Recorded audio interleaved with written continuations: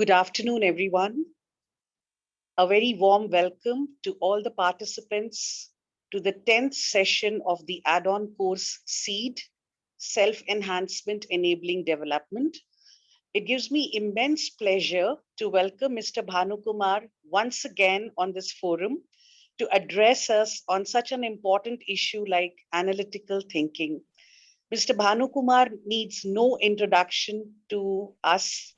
He's been with us for quite a few sessions and has made the sessions extremely informative, engaging, and interactive. So we look forward to yet another engaging session today.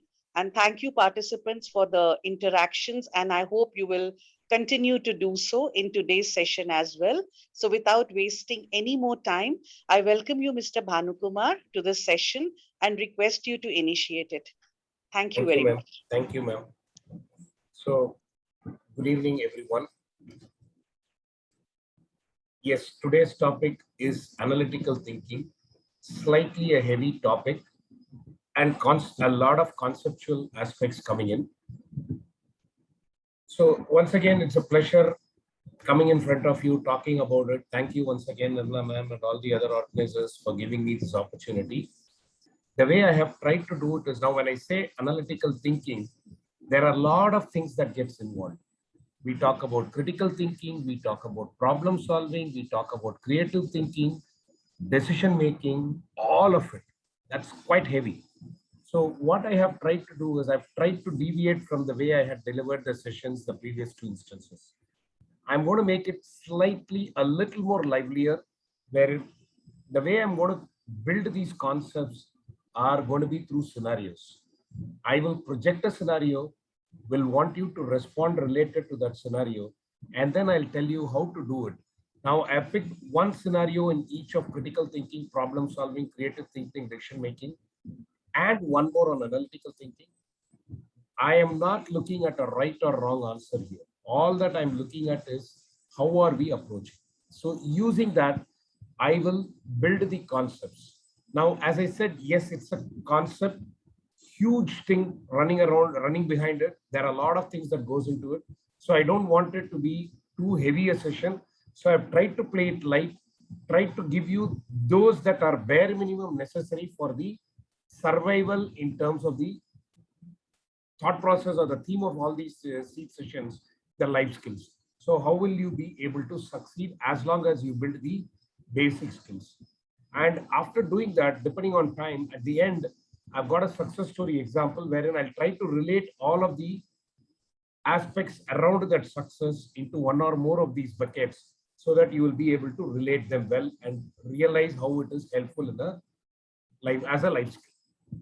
Now, with that, I will get into the first one, critical thinking. So as I told you, I'm going to project a scenario. I will want each of you to use the chat box and start responding to that scenario in terms of what we are talking about. And then we will take on from there. So the scenario is here. You are getting an email from your schoolmate. Yes, we are all in college. We are in the finishing stages of college or whichever way it is, or you have come into work, irrespective of what type of audience you are. You last spoke to her maybe 3 years back, but you were the closest to the school. So she's sending out an email saying she's in Vietnam, she's running a business, she wants someone whom she can believe in to manage a new business, which she's going to start next month. And she's saying, you'll have to come down. I've already attached the ticket here with travel. Now, I've said 3 minutes, but you can start responding. What will be your response here? You get this email. This is what is the essence of the email. If it comes to you, what will you do? Start typing it out in the chat box. You will take it, you will not take it, you will respond with some mail, whatever. Pick whatever you want. Make it as brief as possible. Just a couple of words or bullets is fine. But some response, what is it that you're going to do if you get that email? I will try and check on the authenticity of the offer. Interesting. What else? I will verify first because it's been 3 years. Tell me more details, okay? What type of details you want, Suparna? You can put that in the chat box.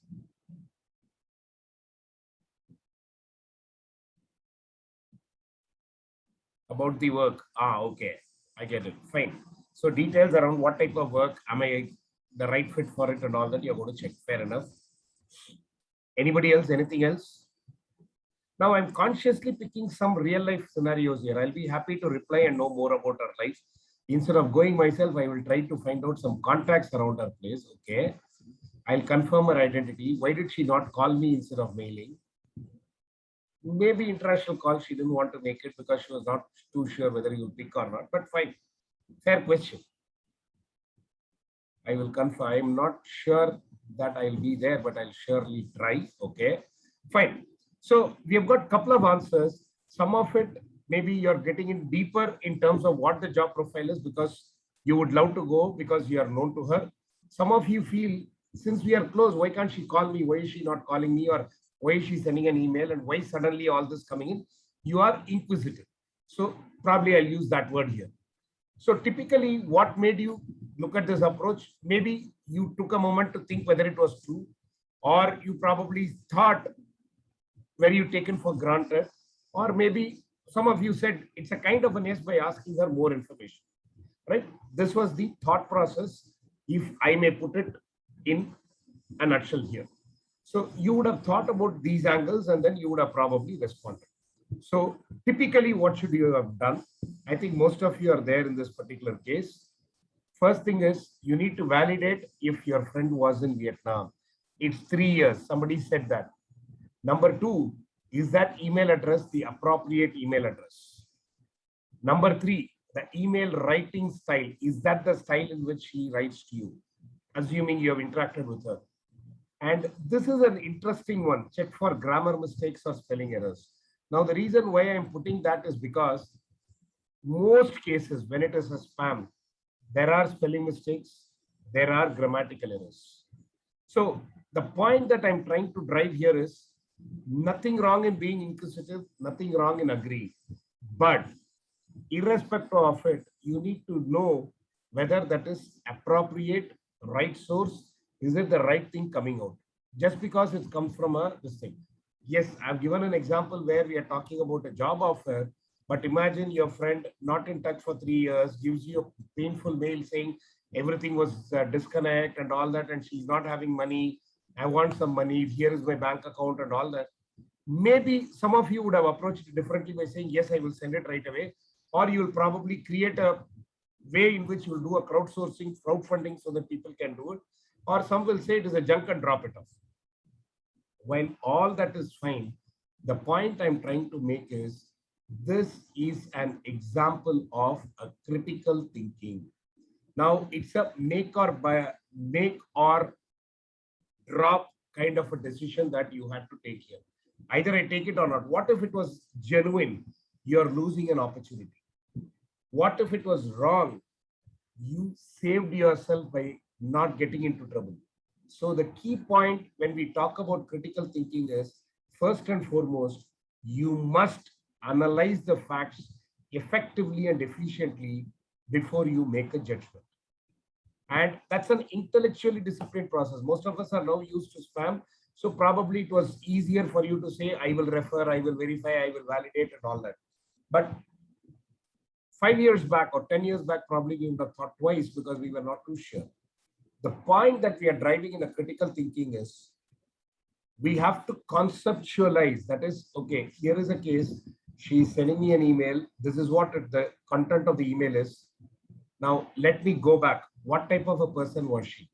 Was she interested in business? Was she interested in doing ABC, all that?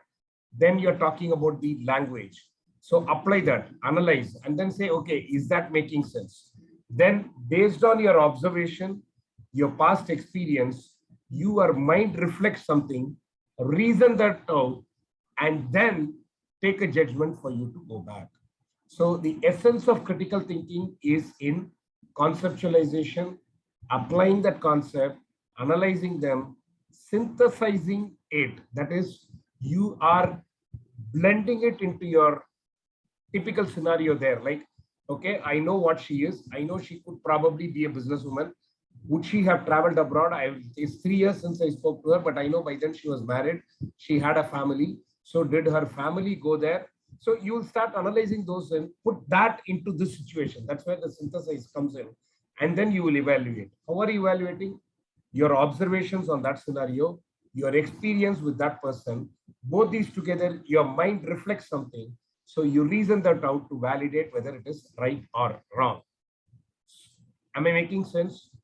So if that is what it is, so what is critical thinking in terms of from a success perspective? How do I ensure I am good at critical thinking? Very simple, no rocket science. First and foremost, know your problem. Now, if you notice this point, know your problem will come here and there in multiple slides. The reason why that is coming up is a lot of instances, we may not even be able to decipher what exactly is the problem. What is your actual problem? Can you tell me how many times you have used this when you are interacting, when somebody keeps on cribbing on a lot of things? So once you know what the problem is, you will have to actually gather the data related to that. It could be opinions, it could be arguments, it could be statistics, it could be perceptions across various people, lot of it. It could be a combination of all of these. Consolidate them, analyze them, and make your hypothesis. Now, what do I mean by make your hypothesis? Yes, this is a truth email or this is a false email. That's an hypothesis. Then you validate in terms of whether your hypothesis is right or wrong by going back to the data, based on which you will build your conclusion and communicate if required or ignore. Remember, what did I say here in terms of critical thinking? It's a process wherein I will conceptualize, apply, analyze, synthesize, and evaluate based on the information that I gather out of observation, experience, and the reflection and reasoning. And that's what I'm saying here. Know your problem, gather the data. So you're conceptualizing, then you're building a hypothesis, then you are validating it. So you are reflecting it. And then you make a conclusion saying whether it makes sense or not. So typically, if you really look at it, when you are talking about critical thinking, logically, it's a logical flow. Logically, if you look at it, it is something where you are trying to get into details in terms of the essence of the problem, trying to figure out what it is. Now, some of us were on track in terms of the responses. Some of us may be not on track, but definitely not on the wrong side. So there are a lot of things. Now, what are the skills that I need to know if I'll have to be a good critical thinker? So let me reiterate. First things first, we try to understand what critical thinking is. So we had a problem statement. We tried to analyze it. So we got the information. We validated and said yes or no. Now all this are there. So what could be a good quality for me? Here you go. Most important is analysis, interpretation, inference. If you really look at it, all of them, there is a very, very, very, very subtle difference. Analyze, you interpret, infer. That is, you are actually making a call in terms of the decision. That's your hypothesis. Then you evaluate whether it is right or wrong, explain it, and regulate yourself, saying yes. But most important are the bottommost, which are, you will have to approach this as an open mind and look at it like a problem solving. Hey, this is my friend, so I think it will be okay. She will be truthful. She knows me. She knows I need some funds, so she's doing it. Gone. Your open-mindedness is lost there. So the key is whenever you are analyzing a problem, you need to be open. That's where we talk about empathy. That's where we talk about put yourself in others' shoes. A lot of these concepts come in because whenever you are in a problem, you will look at it. Now, what is this critical thinking then? All that it means is you are slicing, dicing the problem that you have, break it down into smaller chunks which are chewable by you. Try to figure out whether each of those indicated there is a fact. Validate that. Validate and try to see whether all that is fine, whether you'll be able to absorb that. And then probably move ahead in terms of making a decision. I will pause here for you to digest what we have done till now. I will give you a minute, think through, and then as always, one, if you understand or if you need any this thing, put your doubts there. Just think through what critical thinking is and see if it makes sense. Any questions there, tell me, because I'm just going to give you the concepts this way. The point is, as I told you in the beginning, I'm just going to give you a scenario, give you the concept this way, make you realize that the facts and figures, how do they gel? I'm just going to leave it at that, not go too deep because of two reasons. One is each of it is a session by itself and could be a day-long session or more. Number two, each of it, when I put all of them together, there are a lot more things that will crop up and can go overwhelming for you when you're looking at it. So I'm just giving you what is required from your survival, the life skill perspective. Thanks. I see a lot of ones there. Thank you very much. So this, in essence, is your critical thinking. So let me rephrase. It is in terms of a critical thinking is basically one wherein you will decide by conceptualizing, applying, analyzing, synthesizing, and evaluating the information based on your observation, experience, reflection, and reasoning. So there is a lot of data, there is a lot of analysis, there's a lot of all that you will do. So then what is problem solving? What is problem solving? Can any of you put your thoughts on the chat box before I give you the scenario and then explain what problem solving is? Any thoughts on what could be problem solving? Is it different from critical thinking, or a major problem becomes a critical thinking? Otherwise, it's a problem solving. What are your thoughts?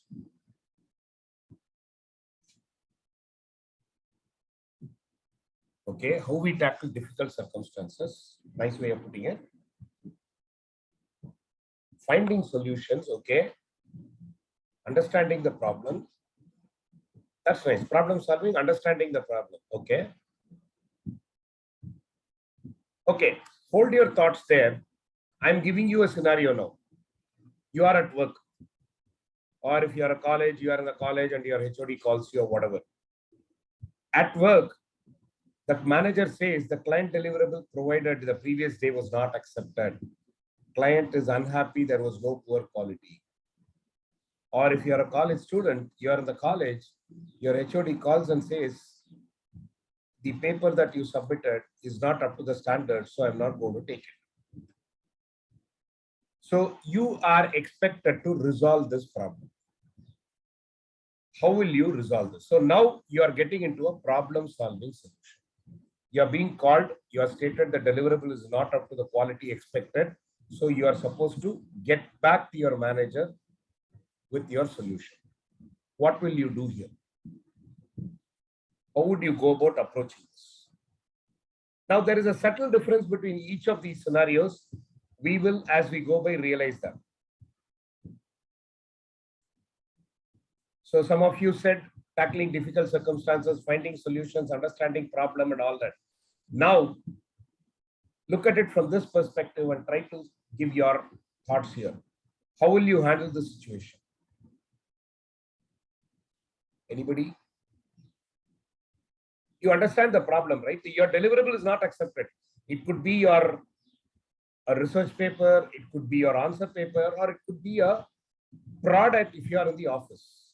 Whichever way it is, something that you have given is not accepted. You will have to make them accept. So you'll have to figure out what exactly is the issue as to why it was not accepted. I've given you a hint here. How will you approach?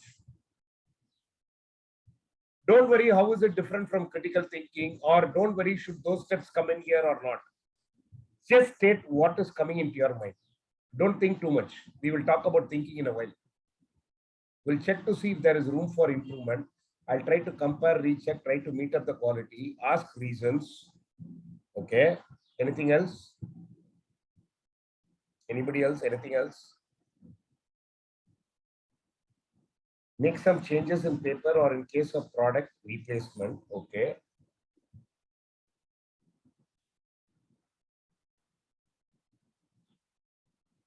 So you're talking, ask the teacher to guide. Good point. So some of you are changing, you'll make the changes. Some of you are saying you will try to compare and recheck the expectations. You will see whether there is room for improvement, or some say you will take a guidance. Fair enough. So let's look at what we will do or what we could probably do. When you gave this answer, did you look at it more from the perspective of when somebody was telling you, when you are being indicated there is a problem, did you immediately start thinking about responding? The reason why I'm asking is, if somebody tell you, you know what, the answer paper that you gave me, the white paper you gave me, or answer paper, or whatever that you gave me yesterday, the presentation that you gave me yesterday is not up to the mark, you will immediately say, no, ma'am, this is what I went into. Don't you think that is where you'll get into? You'll get into a mode where you'll start defending what you have presented. Because I gave you a scenario and asked you, some of you stated it differently. But you don't have to answer me, but touch your heart and think. 90% of the time, you would immediately start stating, no, ma'am, that is not what it is. I have done it this way, ma'am. Or you will immediately think by saying, oh, I was actually comparing A and B. I should have actually taken A directly without comparison. Maybe she would have liked it. Somebody said making some changes, right? Somebody said you will compare. So if you don't have a benchmark to compare, this is where you'll get into. Or you would say, okay, let me go talk to my partner. Probably partner will be able to figure it out. So there are multiple ways in which you would have thought for you to come out of the situation. But the most frequent way of doing it would always be, okay, difference of opinion could be there. So the most situations you would have gone by the first option. So now let us see how do we do it. The appropriate approach here is very simple. You must take a step back. Now, what do I mean by take a step back? You are not going to be looking at it like it is your deliverable. No, there is a problem on the deliverable. So let us analyze what it is. The moment you take ownership of the deliverable, you will get into a defensive mode. The moment you take ownership of the deliverable, you'll go defensive. The moment you go defensive, you will never analyze the problem. You will never ever analyze the problem if you are defensive. Though you will think you are analyzing, the reality is you have a bias. The bias is, it's my baby. I know it all. That need not necessarily be the case. So take a step back, number one. Then you will start analyzing the situation, wherein you'll start gathering the information as to why people said it is not appropriate. Get involved, in the sense, call all the other people who are involved in the decision to speak to them, to understand where exactly was the problem. Then consolidate all that you have figured out and discuss with your team or the partners with whom you delivered, based on which you restructure the deliverable or respond to your manager saying, these are the reasons why you feel it still is appropriate, and this is how you will have to take it forward. Do you understand the subtle difference between a critical thinking versus a problem solving? There, in case of a critical thinking, you were probably looking at more in terms of analysis from a overall perspective, wherein you are trying to do. One of it is a problem solving skill that you are getting into, right? But how do you get that is where you get into this. So when you do this, typically when you are working on a problem solving, it is actually a mental process that involves discovery, analysis, solution. Here you go, analysis comes again. So it's a discovery, analysis, solution. That is, you are finding out what the problem is, analyze, and then build a solution. So the key to success is you need to identify the problem. So typically the process you will take is to define the problem, identify ideas of improvement, evaluate, build the right one, and then implement it and evaluate whether it is fine. So this is a cyclical process that you will follow. So when you are doing this, you will come across some skills like active listening, analysis, research, creativity, communication, dependability, decision-making, team building. Now, if you notice, there is a lot of overlap. Analysis was a skill that was available in critical thinking here again. The reason is because you identify a problem, you will have to go deep into the problem to figure out what exactly is the reason for the cause and the effect is what you need to understand. So there is some amount of a need for research because you're going to probe further. You will interact with people involved. You will probably go deeper by reading it line by line. There are a lot of things that will come in. But more importantly, there is so much of communication that comes in. This is very effective. And I'm sure by now you're all clear, communication is important. Thanks to the back to basics sessions by Sundar Bharati sir, you would have realized communication is important, but it becomes all the more critical when you are working as a team to solve the problem. Where is dependability coming in on a problem solving? Do you have somebody dependable to start analyzing? Or are you a dependable person to resolve the problem? Now, once you get into the analysis, research, and all that, think creatively and all that, sometimes what will happen is you land up into an analysis paralysis. So you'll keep going deeper and deeper and deeper that you lose track. So keep a tab, stop where you have to. And that's where a creativity will help. Then make a decision. Make a decision. Now, what is this decision going to be? What is this decision going to be here? Why is decision making still important in problem solving? The decision is the solution that you're going to choose for the problem. Team building is another important. Now, I don't call it team player, but I'm talking about team building. You know why?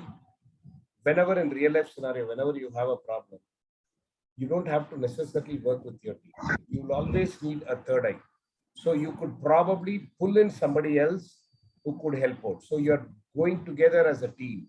So there is always a possibility that you work as a team to resolve the problem. So the team building, that is working with the right guy, trying to do the right things at the right time, all that comes in handy. So you will have to build that quality also, right? Am I making sense? Any questions till now? Is it clear? As always, one on the chat box if it is clear, else your question, please. Thanks, Nava. Thank you. Thank you. So typically, if you look at it, we talked about creative and this thing, problem. So we talked about critical thinking, we talked about problem solving. Now, when we compare these two, are they two different aspects or are they the same?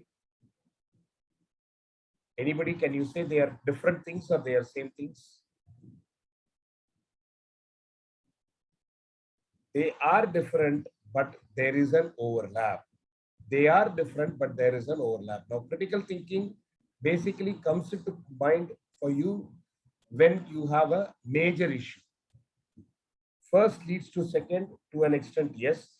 Critical thinking enables you to solve the problem better because you're able to analyze in any situation and you have the interpretation skills. You're open-minded to do that. Now, problem solving gets evolved if you're a critical thinker. Whereas in case of your problem solving, you are actually looking at it like a third person, third eye view. So you are able to look at it holistically as an outsider inside view. If you are an insider, there are a lot of things in and around that you will tend to miss out. When you stand within a room, there is only the front portion of your room that you're going to see. The rear side is something that you'll have to turn to make it on the front. But when you are a third person, that is when you are outside the room, the entire room is visible. That's a very mundane statement, right? That's exactly what we are doing in a problem solving. Hold on, let me take a step back. Let me see what exactly is your problem. I will try to figure out what exactly is your problem. So how will you figure out? You will start asking questions. So that is where communication becomes very important. Then when they respond, you will start listening. You will have to take their inputs. So you're actually listening, but the response is based on a question that you have given. So you are into a research mode. And then the response is analyzed. And when you're analyzing it, you'll have to be creative. We will see what creative is in a moment. But you will have to be creative in the sense that you are able to think differently. And finally, make a decision. So far, so good. Problem solving and critical thinking. So as I told you, we will see what being creative is. So can anyone give an example of being creative? Anybody, any example? What you have come across as being creative? The reason I'm asking is this time I'm not going to give you a situation, but I'm going to give you an example of being creative. So I want an example from you if you have come across anything creative. It could be an ad that is creative. It could be something else that you have seen creative. Do it yourselves, okay? Do things in a nice way, okay? Okay, let me probably give you a scenario where I would probably indicate what creative is. Now, do things differently, okay? That's an interesting perspective, Amisha. Making observations, that's a very interesting one, Suparna. Having different perspectives to a particular situation, okay? Best use of available resources. Okay. Networking. Okay, let me give you an instance. So there was this boy who was blind. So he will generally sit in a single place and beg on a daily basis, right? As always, on a particular day, having connections, I understand networking, yes. So on one morning, as always, he's sitting on that staircase where he will generally beg with a signboard, I am blind, please help. There is very little money in his hat. That's a hat that he has got. There is very little money that he gets. But there was one passerby who comes in, who looks at it and then feels sorry about it. So he makes a subtle difference into the signboard, makes some change on the signboard, puts some coins and then walks on.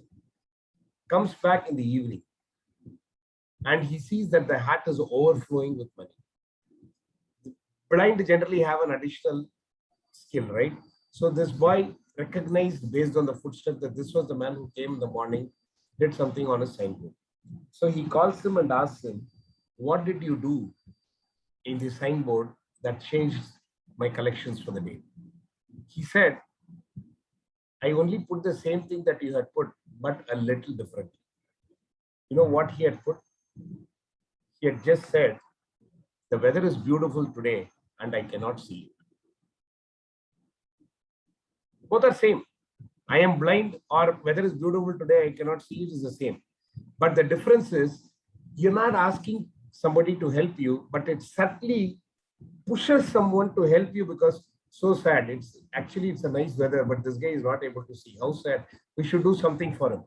The mindset changes.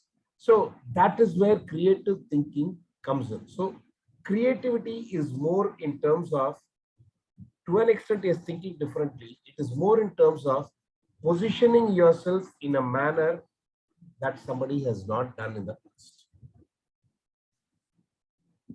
Are you able to relate creative thinking in this particular instance that I'm narrating? The same thing, I'm blind, please help. Here, if you notice, today is a beautiful day and I cannot see it. Does not even ask people to help, but he gets more money because it puts you into a spot. I'm thankful to God. Thankfully, I'm able to enjoy this weather. Poor boy, he's not able to. Thanks, a lot of ones coming in. Thank you. So all that it means is you're putting it differently. So now what is creative thinking? Is it what we call as out of the box thinking? That is, you're not a regular thinker. You're not doing what it normally happens in terms of a normal thing. But you come up with new solution for every problem. How? By approaching it in a way that was never tried out earlier. By approaching it in a way that was never tried out earlier. So here was a case. He always puts it as I'm blind, help me. But this person came up with a different approach that was not tried earlier. He said the weather is nice, but I cannot see it. Both means he's blind. But this made an impact on the passerby for them to support this little boy. That's where creative thinking scores. Yeah, I think somebody raised the hand. Was it by mistake, or if it is, you want to open your this thing, unmute and talk, you can. Or if it was my mistake, you can ignore. Okay. Okay, one's disability was shifted to others' ability. Very nicely said. You're right. It is becoming the other side in terms of putting pressure on making that happen and all that. That's nicely said. So typically, the techniques for creative thinking is brainstorming. That's the most basic aspect. Now, what is brainstorming?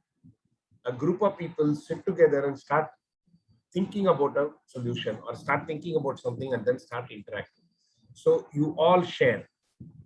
For the success of brainstorming, you must be able to take opinions. All of those people involved should be like-minded. Then we will be able to achieve. So brainstorming enables sharing. Now, what is the advantage of sharing? When you share ideas, you start interactions. When you interact, it is more than one head that starts working. So you get different perceptions. Second most important technique for a creative thinking is lateral thinking. It's no rocket science. Look at less obvious areas and lines of reason. Look at less obvious areas. Typically, in every movie, when people look at a case to resolve and they are looking at some proof of the happening and all that, there is this guy who moves around, tries to pick something which is very small object, which could probably make a difference or whatever. So all those are looking at less obvious areas that we tend to miss. Look at it. That's where the lateral thinking comes. Last but not the least is mind mapping. Now, what is mind mapping? Now, way, it's a way in which you try to position all the aspects related to your this thing. It's a way in which you try to position and indicate what you want.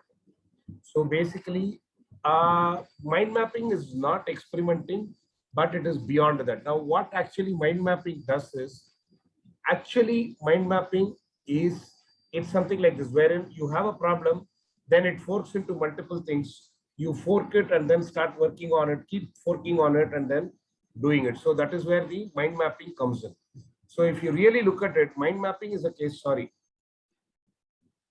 mind mapping is a case where you will probably be, it's something like this. Just give me a minute. I will probably show you a sample of mind map. Just give me a minute.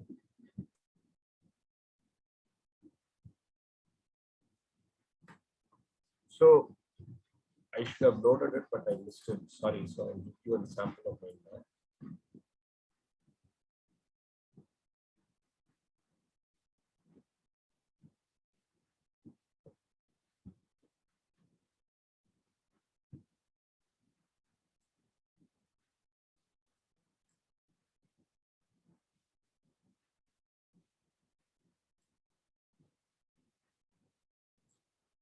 Just a second, just locating it.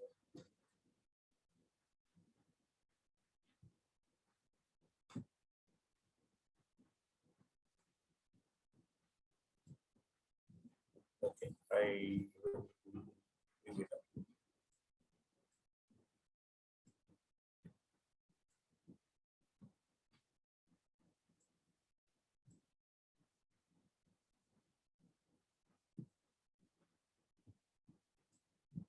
Okay, this is a good example of mind map. So basically, what is an empathy? If you're trying to look at it, you're just putting things together. Anything that you say and do, it should follow a code or it should be a behavior. When you are hearing, it should be comments, opinions, gains. You're talking about advantage. So for a problem, what are the different approaches and how do they fork and balance itself in terms of doing it? So that is what is called as a mind map. So typically all that what you're talking of is here is, very simply put, all that you're trying to say is understand the bigger picture. See, the moment you put this, so you know, okay, where does empathy come from? It could be from here, it could be from here, it could be from here, and all that. So when you do this for a problem, you will be able to get the bigger picture and know where that is, where is it that fitting in, so that you can do it. So where is creative thinking coming in here?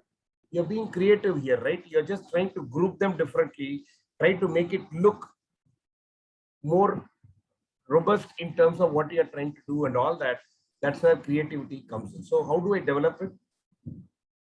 This is very important. Developing a creative thinking is very important because not everybody can be creative. For you to be creative, you must know a lot of things. So the best way is for you to consume different kinds of contents. How do you consume? Read a lot of blogs, watch a lot of YouTube videos around it, use your social media effectively. Now, the point is, when you learn a lot, your mind starts putting things together in a particular format that you could assimilate, you could probably relate. So when you do this, when you start doing it, now there are a lot of things that you are learning conceptually. So if over a period of time, you will come across a situation where something like a mind map, you will put all of them together in a particular way to bring out an output. Like for example, a good example of this is, let's say for example, you are of the opinion training can be experiential. So what is experiential learning? All that it means is you try it out. So you think, how do you make people try it? How do you ensure people are able to try? So you will probably, like in this case, I'm trying to be a little experiential learning methodology is what I'm trying to do. Online session, a theory session, how can I make it experiential? So I'm giving you business scenarios, or I'm giving you scenarios that you could relate to, and I am asking you to make a decision. I'm telling you how is the decision made. Now I'm able to do this because I have tried it out differently. That's a creativity that I think I can bring in. So I think I'm trying to be creative here, though I'm not trying to say that in 100% creativity. Don't take me in terms of trying to boast, but the point that I'm trying to drive here is I am talking, the reason why I picked it up is there are a lot of contents. When I say analytical thinking, you're talking about critical thinking, you're talking about problem solving, creative thinking. There are a lot of things that comes in. So there are multiple things that you'll have to consume. So you'll have to understand all of it. So how do I make you realize? See, when I was doing a passion at work or when I was doing a business storytelling, I talked to you about a concept, I showed you a video, you are happy. But here, that's not going to help because it's a lot more deeper. So when you go a little more deeper, you will have to think in those lines to make you think I'm trying to bring it. So that's where I'm talking about consume different things and figure out. I try to figure out as to how I can blend this into a 1.5 hour session. So I thought about a lot of things.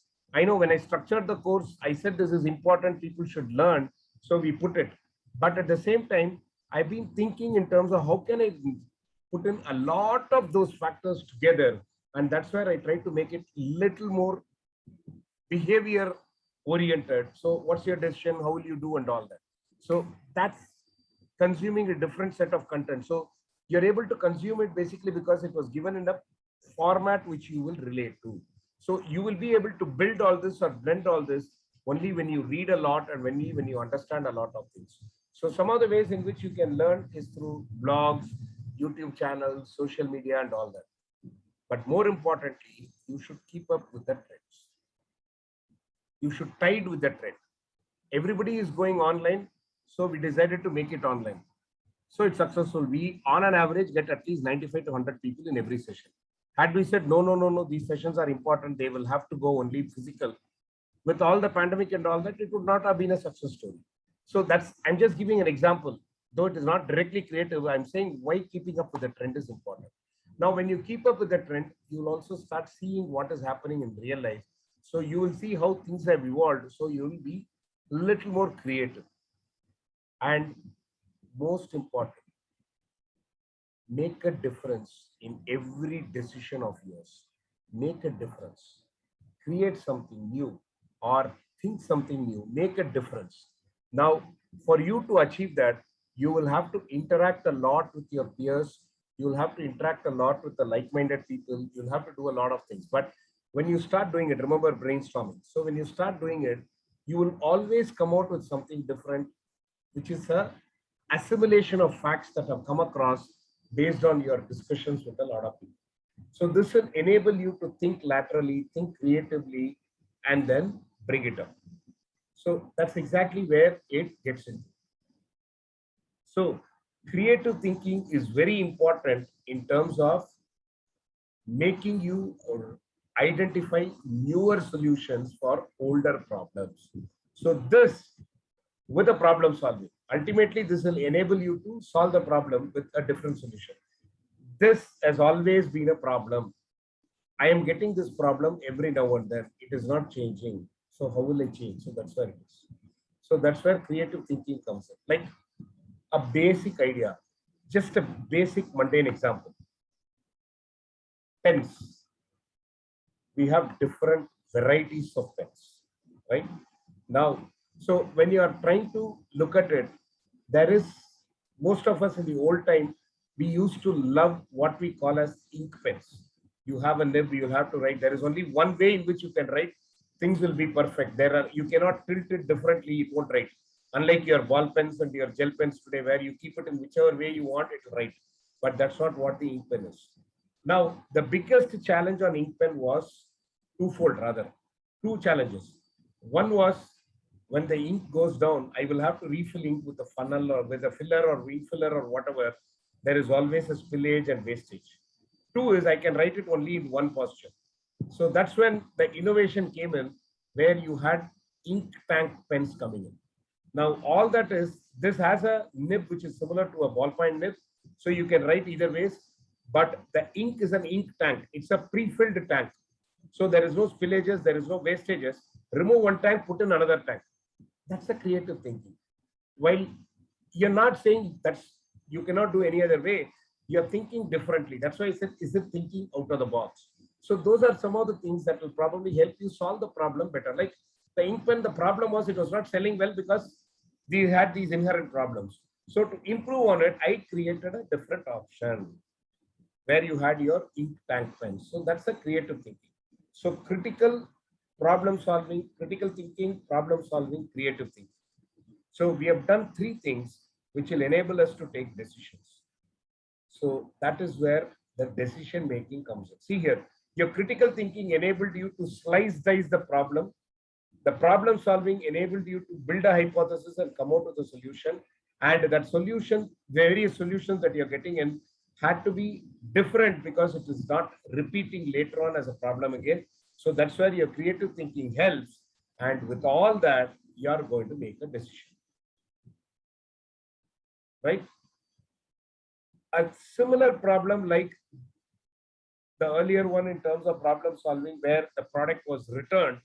Here, I'm giving it a different concept here. There is a release in 2 days. The quality team is not comfortable releasing the product. They are saying there are a lot of bugs.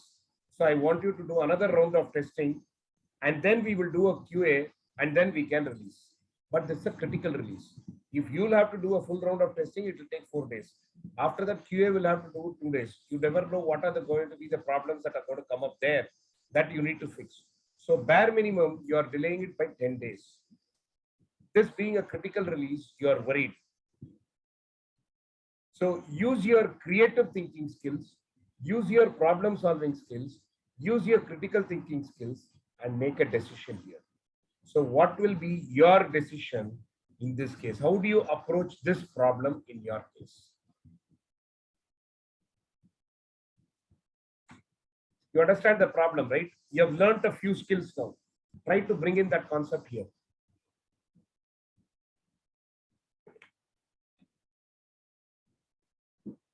What could you do? Will you argue and say, I will release? Something like this. Are you going to argue and say you're going to release? Or are you feeling let down? Oh my God, I'm always a loser. It's not going to happen. Or are you trying to figure out some workarounds? What is your approach? One hint I've given.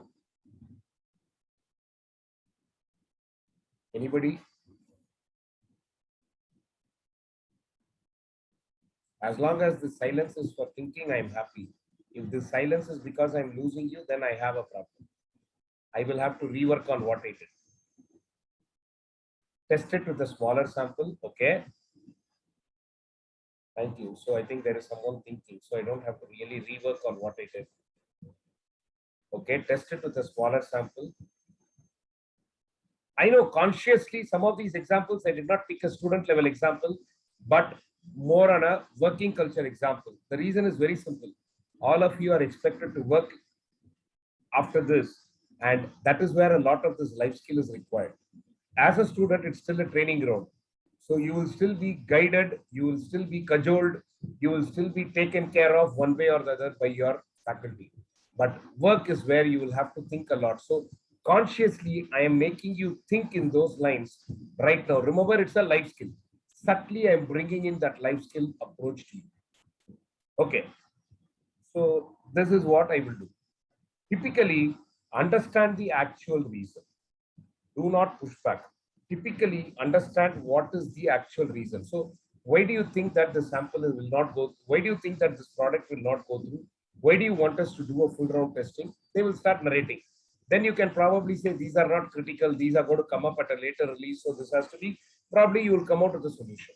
Or if they say, oh, this was missed out. This is a blunder. So we'll have to do it. I agree, and you walk out.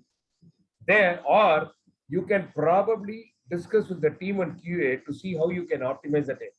It will typically take 4 days. So something like taking a sample to try it out, or figuring out what exactly is the bug and doing it. Or maybe you can plan it out in such a way that you'll do a group testing. Yourself and the QA can be together to do a testing. So the QA approves. So you're at least reducing 2 days there. And some juggleries, you'll make it release in 3 days rather than 2 days and all that. You will still achieve it. So this is how you would have to try it. So where is creativity coming in? Trying to bring in a different group which will test you and them, right? Us and them kind of a scenario. Where is problem solving coming in? You're ultimately resolving solution. Where is critical thinking coming in? You're trying to understand the source of the problem. Why is it that you have this problem? You're analyzing it to look at it. So together with this, you will be able to decide, right? So typically a decision making is the process of making a choice. How? By identifying options. That's what we did just now, right? What are the options for me here?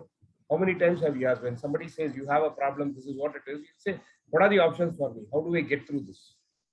So that's the first one.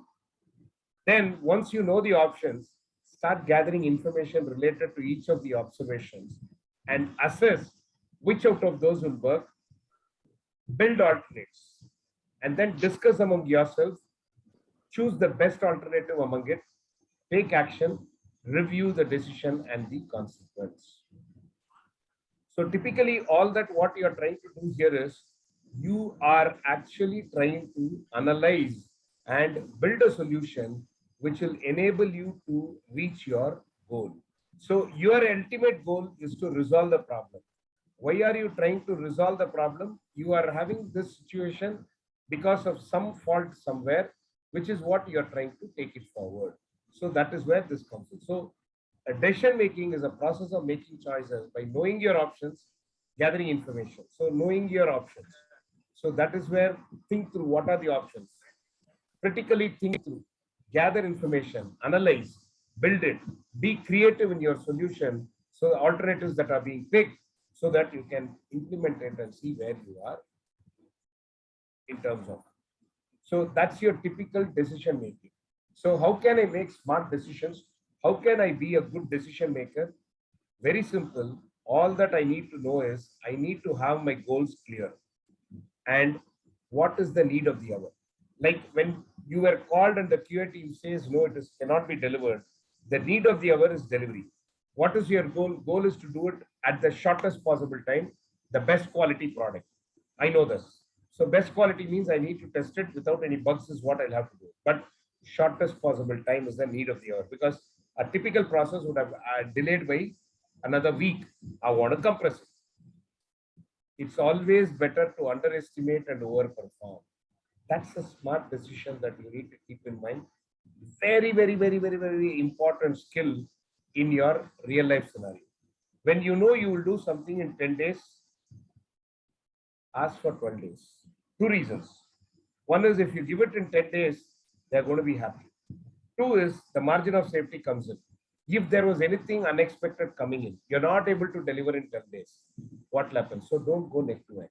If, for example, when you need to travel and go to the college and be there in the college at 9 o'clock, I know some of us have forgotten that, only now we are learning it again. But when you want to do it, 9 o'clock, you be there. And if it takes 30 minutes for you to drive, you will normally, if you are someone who's always punctual, you'll probably plan it ahead saying, I need to be there by 8:45. Because what if there is traffic? What if my vehicle tire punctures? What if my vehicle goes for a toss? How do I take care of it? What if my public transport is delayed. That is what is called my margin of safety. Now, the subtle way of putting the margin of safety is the underestimate, overperform. That is, I know I will deliver it in 10 days, but I'll ask you 15, 12 days, and I'll give it to you in 10 days, which is fine. When I know I'm going to deliver it in 10 days and I give it to you and I undergo some problem somewhere and I give it to you at 13 days, you're not going to be happy. Now, while it is easier said than done, underestimate, overperform, every time you say 10 days and give it in 8 days, they know you're lying. They're not going to accept. So you need to know how to handle it. And that's where clarity on the goals and the unexpected, uncertain activities at store can be balanced for you to achieve. This is how you make smart decisions. Now, we have seen critical thinking, problem solving, creative thinking, and decision making. Now, we will consolidate all of it and bring it into analytical thinking. Now, what was the thin thread that went across all those four that we saw earlier? Multiple options, analysis, which means I need to be able to assimilate what has happened and give you a solution. Now, this is going to be totally a different problem. I don't expect an answer from you. I just want the steps that we will take. You will not, all of you will be able to answer. So let us not worry about it. This is just a sample for you to understand how it goes. I have actually 3 groups here with different sets of logos. Before I get into the this thing, is there, but for the faculty, majority of you may not even recognize the logo that is available in Group A. Is there any student who analyze, who can identify the logo in Group A? I guess not. If there is anyone, just type 1 in the chat box. I doubt it. Everybody, 100%, will be able to identify the logos in Group C. There are a few only who will be able to identify the logos in Group B. Now, these are 3 groups which I have done based on a particular format, right? Now, I want to know what is the thread behind this grouping. So what is common in all these logos in Group A? What is common in all these logos in Group B and Group C? Now, for the benefit of everybody, because primarily they are all the student crowd, for the benefit of that, what we will probably do is, all that I want is, now I'm talking about an analytical thinking here. So all that is, if you are expected to figure out the theme behind this group, keep in mind your critical thinking, problem solving, creative thinking, and decision making approach that we did. What is the step that you will follow? Can anyone put down the thoughts? How will you decipher the grouping logic? That is your problem statement. I need to decipher the grouping logic. I will give you the background behind how I have grouped it and all that in a while. That's beyond scope of this discussion, so I don't worry about it. But all that I want is for you to figure out how are these logos grouped. So for the ease of everybody, because most of you know all the logos in Group C, pick that as a sample for you. I want you to identify how the logos in Group C are grouped in that manner. What is the logic behind it? You don't have to give me the logic. You just have to tell me the steps to follow for you to arrive at it. If you are expected to decipher the logic behind grouping, what are the steps that you will take? Just share your steps on the chat, in the chat box. Just indicate the steps. Don't worry about the theme. Don't worry about the logic of grouping. That's not what we want today. All that we want is, if I am expected to figure out the logic behind this grouping, what are the steps I will take? Remember, I have learned critical thinking. I have learned problem solving. I have learned creative thinking. I have learned decision making. So I want you to make a decision. What is the decision? The decision is the theme behind this Group C grouping. So how will you approach this problem to identify the solution? Can you put in your steps? It's not complex. Just relate yourself in terms of what we did since 4 o'clock. Identify the logo, see to what organization do these belong to, identify their area of work, Look for similar pattern in all these. Good points, Meeta. Anybody else? See, it's not rocket science.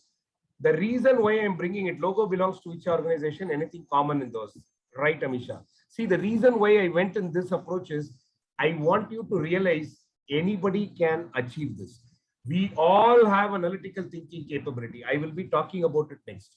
We all have analytical thinking capabilities. We just have to tune it. How do we tune it? That is what I'm giving you here as the points. It is not rocket science. And again, I'll tell you, there is no right or wrong. If that is how you have analyzed and you're able to reason out, you're right. If you're not able to reason out, you're wrong. It's very simple. So you can do it. Anybody else who wants to give your thoughts here?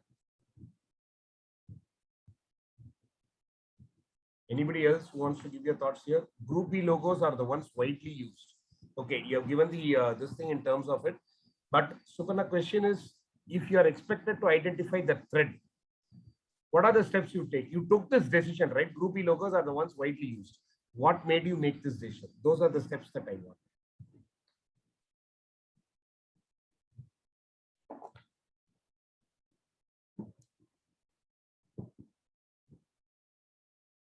First step, did you really understand the question? The question is, what is the theme behind that grouping? Then, what was the evidence? So somebody said logo belongs to which organization? Look at common. So what is the type of evidence that you will have to look for? Then you will build an hypothesis to prove it. Yeah, all these, like what Suparna said, all these logos are most widely used. Is that right? So let us go back. Group E, what are the logos? So GM, Boeing, John Deere, Whirlpool, Campbell's, IBM, Kellogg's, P&G. So are we all clear? Yes, those are the logos which are regularly used. Try to prove it, try to disprove it. So analyze. Then identify a sequence in which you want to, like Peter had put it here, saying, see what the organization they belong to, identify their areas, look for patterns, then make a decision. Now, actually, this is a grouping wherein this is how I have structured it. All those in Group A were organizations which are a Fortune 100, Fortune 500 in 1955, but they no longer exist. Well, that is not the essence of the question. I'm trying to relate it to analytical thinking. I'll come to it in a minute. Just for your reference, I'm giving you. Group C belongs to IT sector. Tanya, you're maybe right, but not 100%. While there is a lot of IT implemented in Target, Office Depot, and Home Depot, they are retail. Group A, Group B, Group C, this is the logic. I put it at the bottom just for your reference. This is an academic interest. All those logos on Group A were Fortune 500 companies in 1955, but they no longer exist. All those in B were Fortune 500, but they went down and they came back in 2014. And those here never existed in 1955, but are a Fortune 500 company from 2014. So the logic here is this is for a different purpose. So let's not get into it. For example, I'll take this example probably. It will interest you. So I will probably do this. Kellogg's. The moment somebody says Kellogg's, what comes to your mind? Quickly, can somebody put it in the chat box? When I say Kellogg's, what comes into your mind? This is more easier question, right? Cornflakes. There you go. Anybody else? Yes, cornflakes. Oats. So you get the cereals that you will probably have as a breakfast cereals, right? Historically, Kellogg's somewhere 5 years back, there is a white paper that they have put in, which is where I read this, and I'll tell you, I think 5-6 years back, I don't remember the exact date, Kellogg's was on the verge of shutting off because they were not doing well. Can you believe it? In today's scenario, you will not. But they turned around with one creative thinking idea which solved their problem very effectively. Now, all of us remember only breakfast cereals when we say Kellogg's. But remember, they are coming into India. They were supposed to shut shop in India because of it. Because we are all used to a different kind of a breakfast, which is more heavy. Because we are breaking the fast, we'll have a heavy food and all that. Some of us still have the opinion, yes, cereals are good, these breakfast cereals are good, I love it and all that, but are they really heavy? They are not, is an opinion that some of us have. So let's not get into that. Now, they have to break the scenario. So they have to think creatively. They were not able to. That is when their ad agency came up with one ad which turned the tables for them. Some of you might have been in your school days, mid schools and all that. Most of the faculty will recognize this ad. The husband of the family is watching cricket match, sitting in the sofa in the living room, and he is watching the TV, the cricket match. The wife walks between the husband and the TV to pick something and goes back. Or she just actually doesn't go back. She comes in between to pick something from the table in front, in between the husband and the TV. The husband just calls her and says, "You have lost weight." The wife just looks back and tells him, "I take Kellogg's for breakfast." Believe me, that was the turnaround for Kellogg's survival in India. That's a white paper that was given by Kellogg's themselves. You know why that was successful? That was a very creative ad. You know why? Typically, the Indian culture is whoever is owning the kitchen. I'm not here to say male, female, and all that. Let's not get into the diversity aspects. Whoever is owning the kitchen is the person who decides the breakfast. Maybe they will discuss and all that, but ultimately what they like goes in. So they have to convince them. Two, they felt historically, traditionally, the Indian women were a lot more healthier. So they wanted to bring in that clause of the healthiness. So they put in both these and incorporated in the ad, and people started looking at it, because today a lot of obese and all that, so everybody want to stay lean and all that. So we immediately dropped all the carbs that we eat, and then we went into those breakfast cereals and it turned tables. So just as a reference I gave you. So coming back to analytical thinking, what do we do here? So coming back to analytical thinking, how do I identify what is it that I want to do? Very simple. All that I need to do is I will have to tackle the situation. So here is a case. Now here is a case wherein my problem is I need to figure out how are they grouped. So I will have to say, how are they grouped? So I will have to think laterally, think differently. So yes, as was beautifully said by a couple of them, look at the logo, try to understand what they are doing, look at what is the common tag across. But the difference here is a simple approach of the steps given there.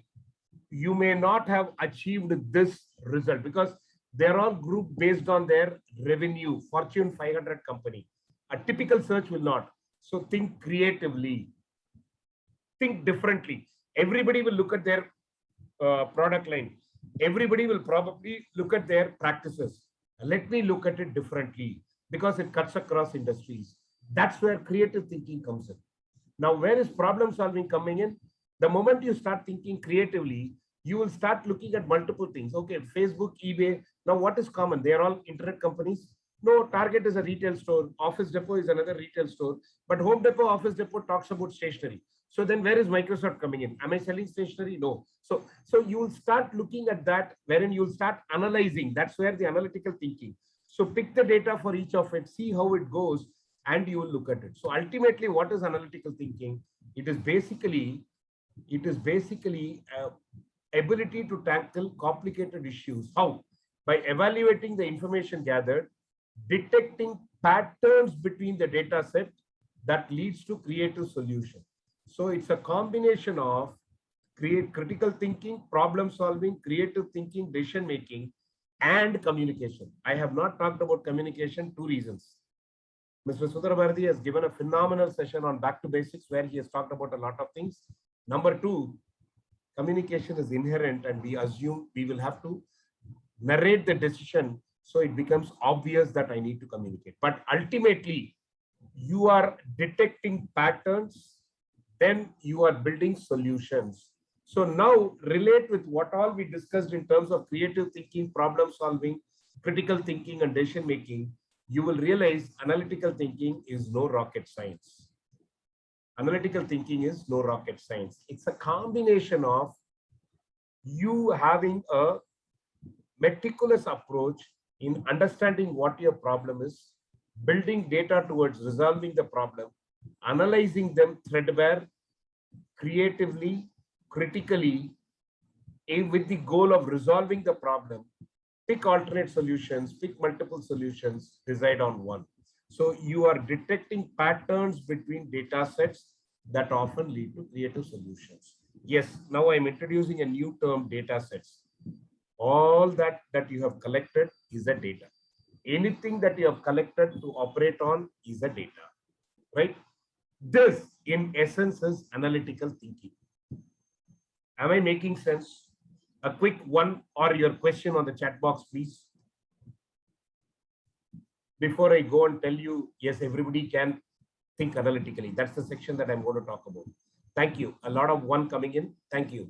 So now, the moment I say analysis, creativeness, and all that, I am sure at least there are 10% in this group of 106 people who would have thought about, yes, I think the left brain will have to work. I think it is the right brain will have to work.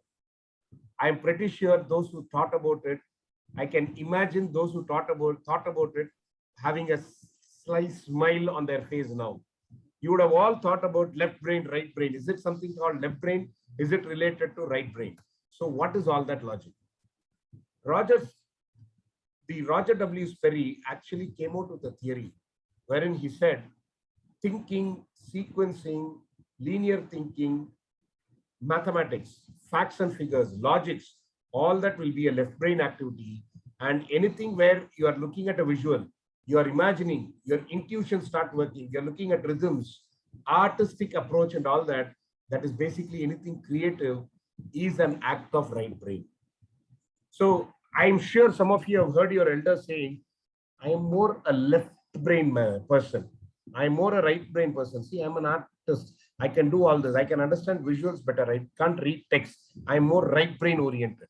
Somebody will say, I'm smart in maths because I'm more left brain oriented. I can sequence think.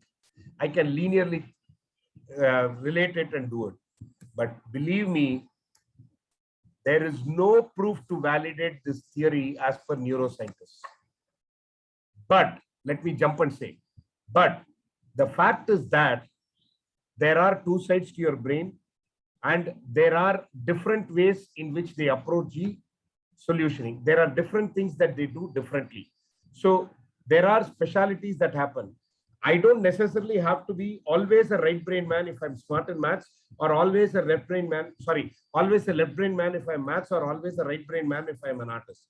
But it is dependent on the person. It's like this. Some people say left-handers have the right brain, which is artistic. Right-handers have the left brain, which is artistic and all that. So you have a lot of theories coming in. You can look at it on the net. There is no proof of validating this, but this is an accepted information. So the point that I'm trying to drive is all of us have two sides of the brain and all of us will be able to look at all these things. It doesn't matter whether it is left side or right side. All that it matters is we have to think. Where are we thinking? How are we thinking? We are looking at facts. We are building logics.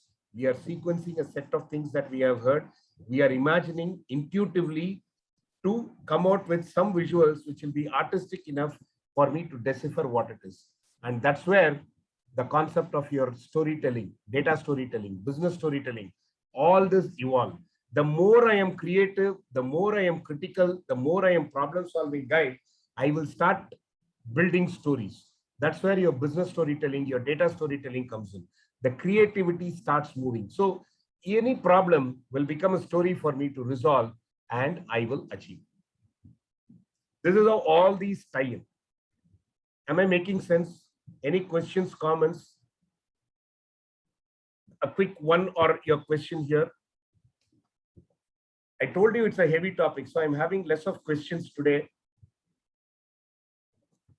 But I hope you are able to relate to what I'm saying. Thanks, Meeta, for multiple ones.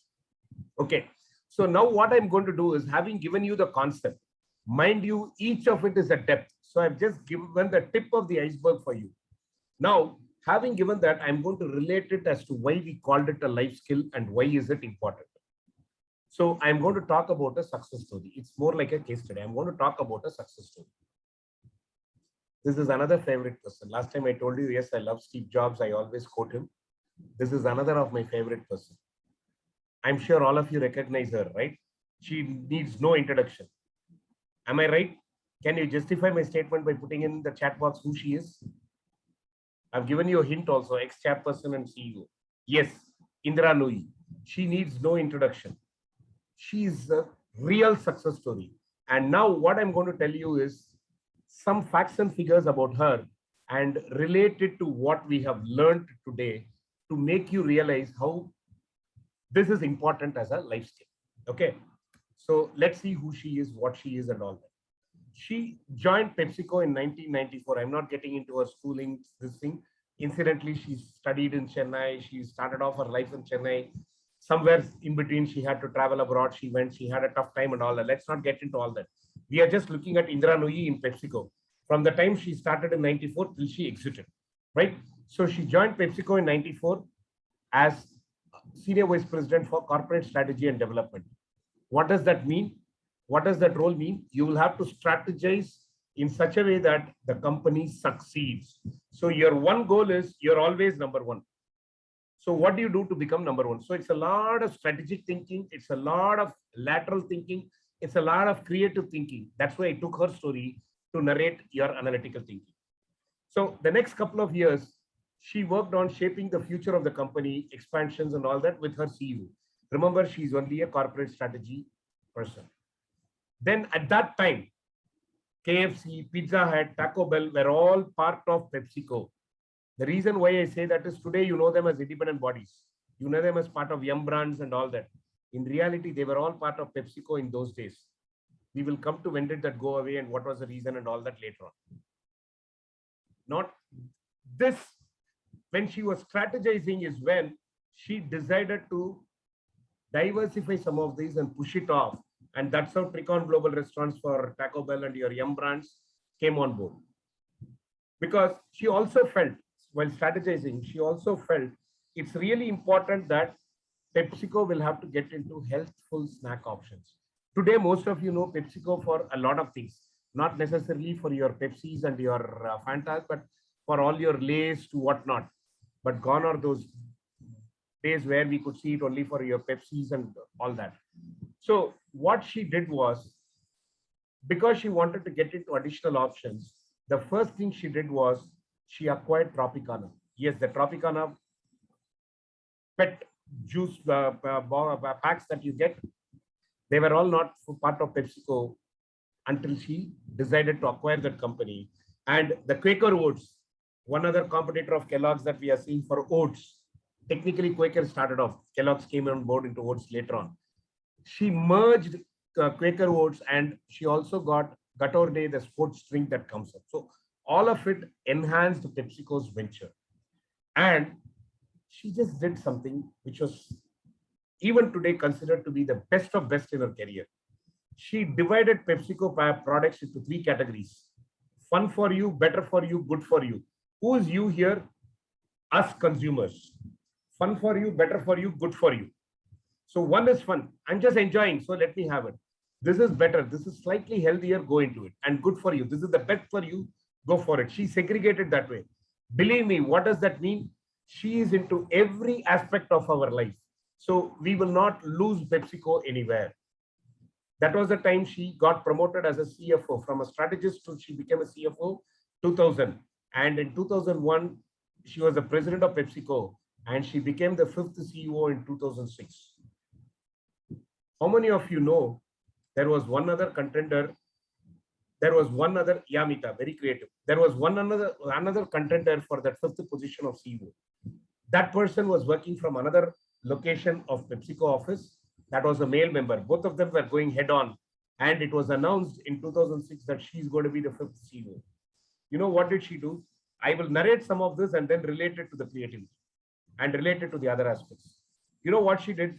The first thing that she did was she traveled to the location where her competitor was, spoke to him, thanked him for the support, requested him to continue the support, gave him a plump post right under her nose, and brought him back to her city of operations. Because she knew the first person who can go against her for a failure is that guy.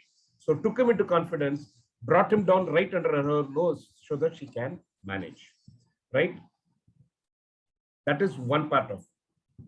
Then now that she became a person and all that success and all that, what she also tried to do was she was doing a lot of things. For example, first thing, she knew her employee very well. You know, one nice thing that she used to do, when an employee completes 1 year, she will send a thank you letter, signed hand signature of hers to that employee's family, stating, thank you for allowing your so and so of your family to work with us. Because of this person, we have come this far. While she will not give the numbers, she will thank the family to allow her to work. Second thing is, she normally will assume that employees have an ownership in the company. So she was, in a lot of scenarios, she was more interactive with the employees. She will listen to them. While decisions are hers, she will make the employee feel, yes, they are part of the decision making. So this is one other nicer aspect that she was trying to get into, right? Then there are other things that she started moving into. Like, for example, when she was adding, like we said, good for you, now better for you, and all that, right? So she was here, she was selling lace, which was fried. Somewhere suddenly she decides to bake lace. Now, don't you think it is contradictory, because you are putting a big foot into your mouth, you're killing your own self? But she said, no, people are not allowing the youngsters to buy the lace because they feel it is unhealthy, which means they need a healthier option. So let's give the healthy option to the elders. But kids love this. That is for fun. So that's a for fun product. We will continue to do it, which means if somebody leads fun, they want to buy it, they buy it. But otherwise, they go for this. So that's how she started off. While today it is more of baked rather than fried and all that, that's how she started. So those are some of the things that you did. Those of you who are good readers and those of you who love to read these kinds of success story leaders, this thing, reader biography, that's very well written. There are a lot of things that comes in. But back to our problem statement, or back to our thought process today, I'm trying to bring in some qualities that made her achieve this level. To name a few, I'm trying to align it to what we did. Creativity, thanking family members for employee work anniversary. Don't you think that's a brilliant move? The family can never go against the company because company takes care of them. Product lines, fun for you, better for you, good for you. Which means she is not saying it is bad, it is fun. We will do it for fun. See, when we do a prank, what do we say? For fun. Even if somebody gets hurt, we just apologize and the other person will take it normal because they know it is for fun. So that's a well assumed term in a human life, wherein for fun, you all love it. When friends are together for fun. So I'll probably eat up some snacks, or I'll probably take a aerated drink. Otherwise, better for you, I will go for a fruit juice, or I will probably go for good for you baked items. So she is there all over. She is giving you in all things. Critical thinking. Her decision to spin off KFC, Pizza Hut, and Taco Bell in 1997. Why? Because they were successful brands. Believe me, they were successful brands. Even today, Yum brand is more successful. I don't have to tell you about KFC. Pizza Hut has got merged and all that. Let's not get into that story anyways. So it still is a successful restaurant chain, KFC and others. But she decided to spin it off. Reason? Fun for you, better for you, good for you. It was not fitting into that because there were a lot of unhealthy things. She had acquired Tropicana. She merged Quaker Oats. She started moving into healthy food. While it can be fun for you, better for you, and good for you, it cannot be bad for you. While with due respects, don't take me wrong. I am not saying KFC, Pizza, and Taco Bell is bad, but all that I'm saying is the conviction with which you go tell the customer that this is good will take a longer time in terms of being creative. So she was critical enough to say, no, that's not falling into my bracket. Let me drop them. Decisions. She handled the competition exceedingly well. Coke and Pepsi. All of us know the stories behind Coke and Pepsi, and you know where Coke is, where Pepsi is today. And more importantly, she understood customers better than anybody else, which helped her decide how. Why are people declining from buying a fried Lay's chips? Unhealthy. Who can tell it is unhealthy? Definitely not the kids. Her target for that fried chips is the kids. But who stops the kids from buying it? It is the elders. So what does elders want? Something healthy. Give them the snack. So they start believing, okay, Pepsi is for everybody's health. Pepsi will not give something which is bad. So let's do. So you start tilting the way people look at it. That's a kind of a creativity. That's a lot of decision making. And she knew how to handle the problem because she was well updated in her field of business. Otherwise, why did she decide to waive off the spin off these, or why did she decide to buy a Tropicana or merge a Quaker Oats? Today they are all big ones as part of it, right? With so many real juice and other things coming in, Tropicana still rules. It's by Pepsi. So she made that a brand. And last but not the least, she listened to employees and played it to their strengths. And it was always performance with a purpose. For example, she went and spoke to her competitor who was part of that CEO possibility. It was performance with purpose. She gave her big fat options, made him come next to her, sit right under her nose because there was a purpose. Otherwise, he will be a distractor for the organization and she will be distracted in managing him and the rest of the decision making will go away. So those are some of the analytical thinking. I'll pause here. Am I making sense? Do you understand where this helps you make good or become a big success factor? Are you in sync in terms of what I am saying, what I have said till now? Any questions, comments in terms of what we have done? Am I making sense here? So this is why we brought in this analytical thinking, but that's for the same reason why I did not want to go too deep into all of this, but I went just the tip of the iceberg and related it with a success story to tell you how it all blends so that you are able to make a decision well. Now, believe me, I will not be doing all of this if I don't have passion in what I am doing. And if Indra Nooyi was not a good storyteller, she wouldn't have convinced her employees. So all of what I was saying has a relationship in terms of how it goes. And if she was not a good communicator, who else can communicate better? If a lot of what you are learning today as part of life skills, now start relating every topic that we have given on a life skill with her story, you will only see everything fitting in well. And that's why we call it a life skill.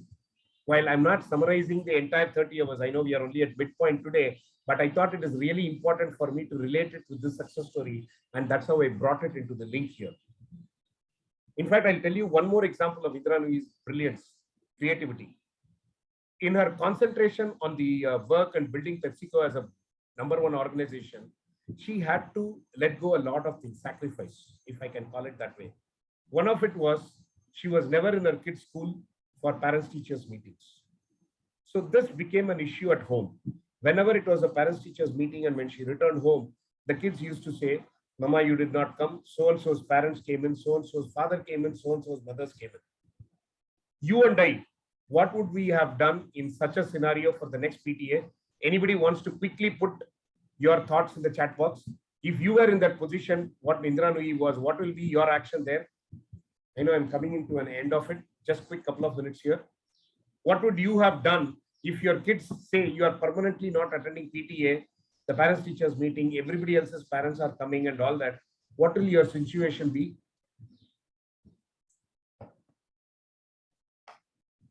Again, creative, critical, problem solving. It's a problem for the kids. For you, it's a problem because you have other issues at office. How will you put it?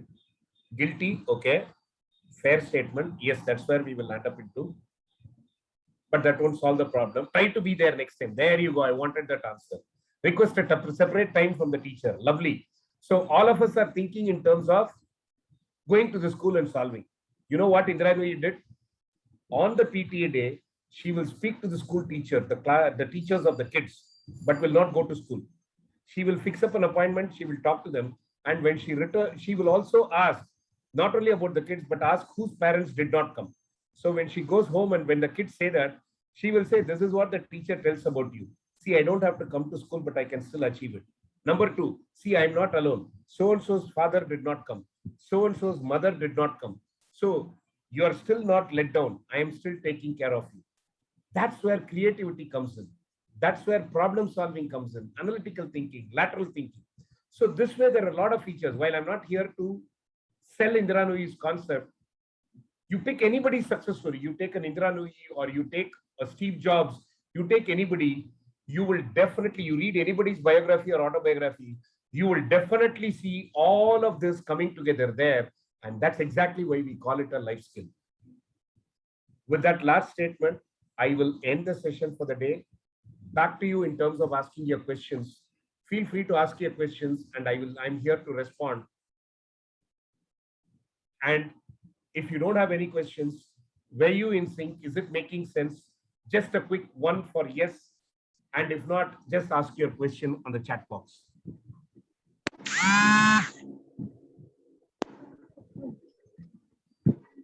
Any questions at all? Anything that you want to ask me? I see a lot of ones. Thank you.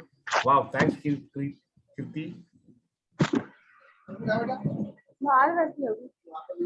Anybody, anything at all? Thanks, Ruby. Thank you, Suparna.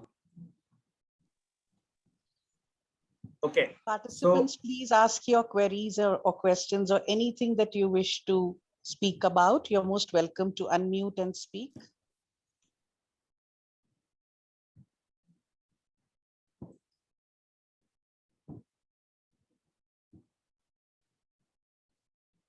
Okay, if there are no questions, back to you.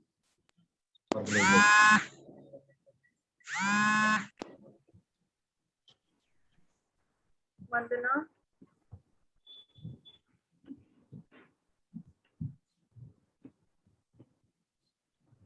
Girls, do you have questions?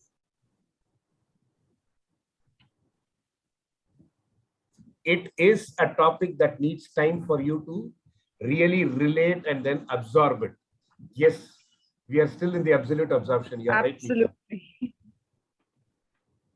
It's not something that you're going to get it overnight, but there is a lot to observe. That's consciously why I did not go deep. Some of your faculty will recognize I have just touched the tip of the iceberg. I consciously did not go deep because it's a lot of things, a lot of food for thought, as Mamta puts, but I wanted you to understand. That's why the last Indra Nooyi success story, that helps you relate to your real life, so you'll be able to absorb it faster. You're absolutely right, Mr. Bhanukumar. Each component has so much to talk about. And I'm so glad you made it, simple and also very interactive. Thank you.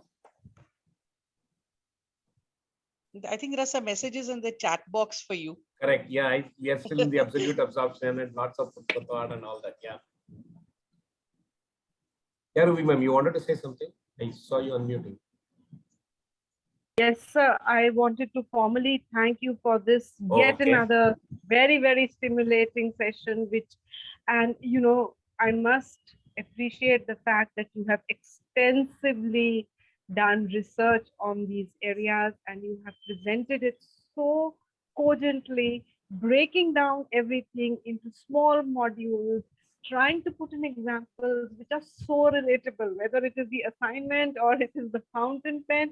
It just hits you so hard that look, it's so simple, and yet it feels like, oh, analytical thinking may be so difficult. So you've broken it down so beautifully for each one of us to just capture the, the essence of your presentation. And I really, from the bottom of my heart, want to thank you for this wonderful presentation. And it's really, as you know, the other participants are saying, it's going to keep us thinking and stimulating us further to reach our goals of decision making and analytical thinking. Once again, very, very. Yeah, before we close, there is a question from Naba. Sorry, there's a question from Naba. Sometimes we cannot express our analytical thoughts because of the fear of being wrong. So how to deal with that? So Naba, the point that you need to look at here is the fear of being wrong comes in because there is some mistake in your problem solving or your analytical things.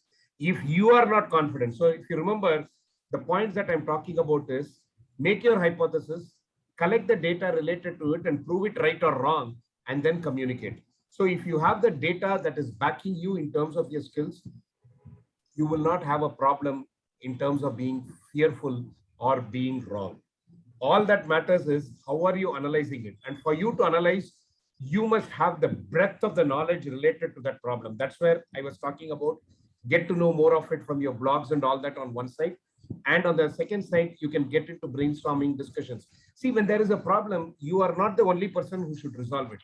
You could probably discuss with like-minded people, build the data, consolidate. See, as long as you have the data to prove your fact, the fear in you will go away. The fear comes in only when you have not put together the entire chunk of analytical possibilities that are there for you to do it. So I would probably say the fear comes in because of your partial work rather than a complete work. Try doing it that way. If that is not it, then start thinking as to why it is. The second reason could be your communication skills. Then improve on your communication. Will I be able to relate and state what I want to say in the same way or not? So build on your communication skills. Some of the skills that Sundar Bharati sir and others have given you, you can probably pick it. Improve on your communication skills. One side, improve your analytical skills. Second, improve your communication skills. This fear will go away. Hope that answers. Sorry, ma'am, because that question came in, I thought I'll take it. Not at all. I think it's very important, and this was a very, very genuine question. All of us go through this phase, and you have shown her the way to look for the right answer. Okay. Anybody Request else? everyone to unmute their cameras for a group photograph, please.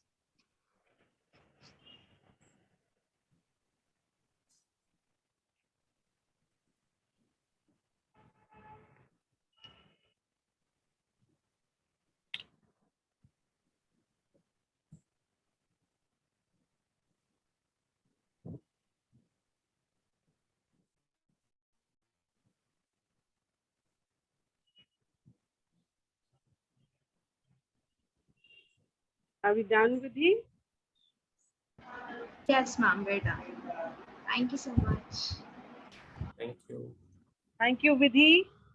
Thank you, Mrs. Thank you Muralidhar. once again, Mr. Prerna. Bhanukumar. And thank you so much to each one of the participants who have made this session so enriching. And of course, not without Mr. Bhanukumar. Thank you so much.